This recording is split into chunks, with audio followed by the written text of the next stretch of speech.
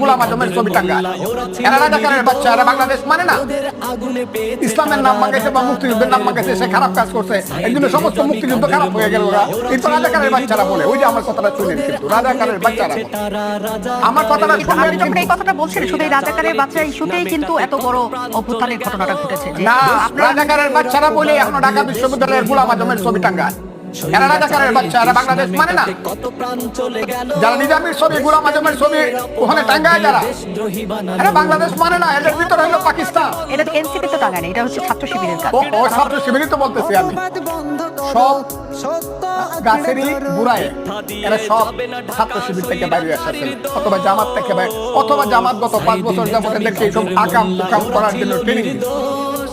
এরা সব এদের বুড়াটা এখন এনসিপি হইতে পারে, তারা এবি পার্টি হইতে পারে, অন্য পার্টি হইতে পারে, বৈষম্য বিরোধী ছাত্র, কিন্তু এদের বুড়াটা